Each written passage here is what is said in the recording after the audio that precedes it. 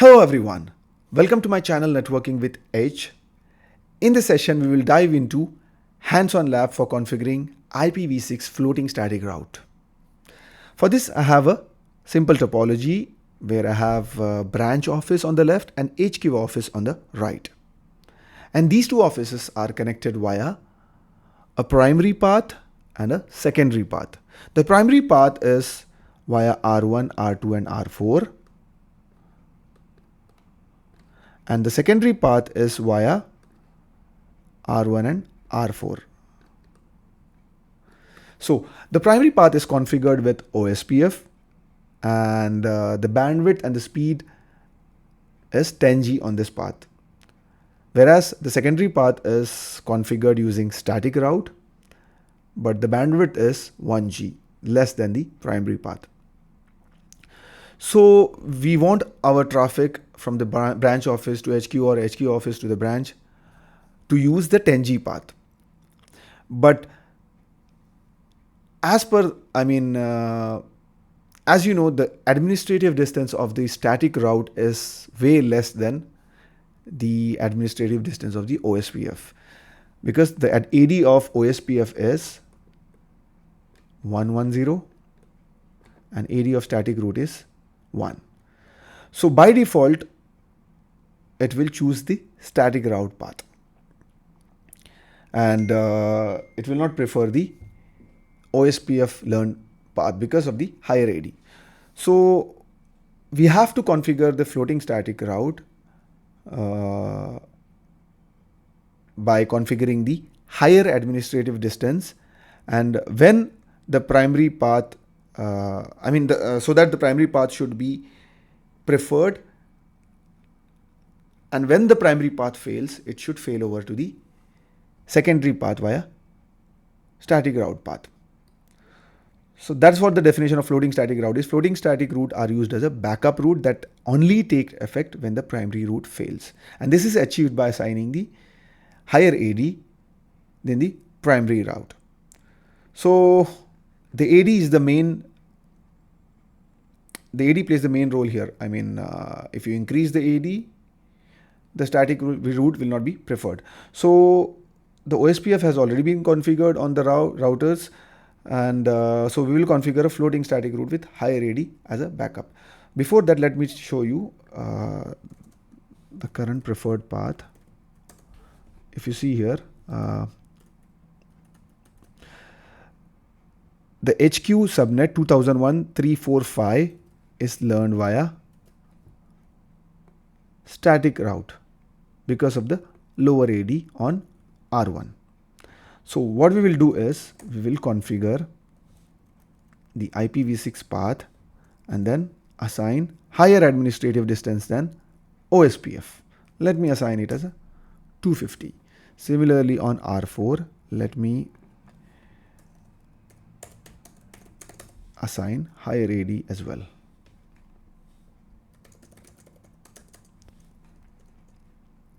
So this is the available route to the branch office, and then increase the AD of that as well.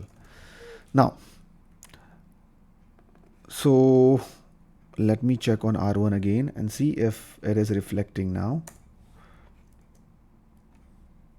Let's wait for the OSPF to converge.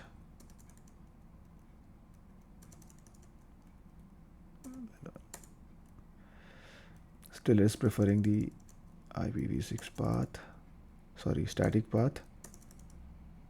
Let me clear the OSPF process.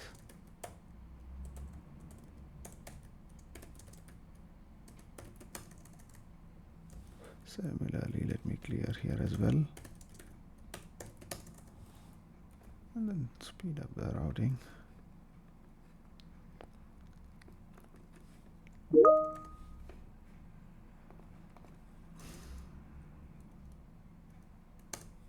As you can see now, the path is learned via OSPF with AD 110 because the static route is having higher AD now. Let's hop onto the PC and see if it is preferring this was the path taken via our backup link. Now let's see if it takes the path via the primary link, that is the longer path with better bandwidth. So as you can see, it goes to, this is the interface IP of the R1 between branch office and R1, and then it goes to the link between R1 and R2, and then R2 and R4, and then it goes to the HQ link between R1 and R4 and HQ. Now, in order to make sure our floating static route is working, let's fail over the link between R1 and R2. This is the link. Let's fail this link between R1 and R2. The interface is gig 001. Let's shut the link. Our neighbor will be down. And then the path should be via static route. Now, if you see now, it is taking the higher AD path. I mean the static route with higher AD. So simply let's go back to the PC and do a trace route again. As you can see now, it is taking the path between R1 and R4. This is the path. 2001-456. This is the one. So now let's return the link back and see if it returns to the primary link. Let the OSPF neighbor comes up.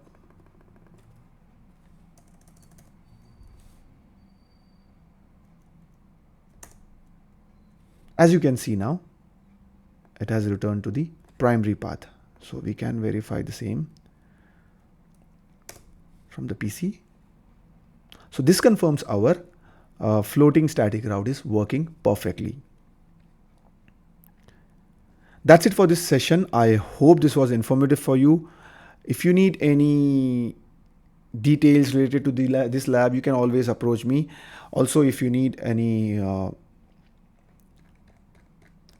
full like CCNA certification, training, or if you have any doubts related to your career, you can approach me anytime. I'll be glad to help you. And please do not forget to hit the like button and share it and subscribe it so that I can share more content with you guys. And please do look for my full CCNA course on Udemy. I have uploaded the full course with practice exams and practice labs with more details. And I'm sure you guys will love it. Thank you for watching.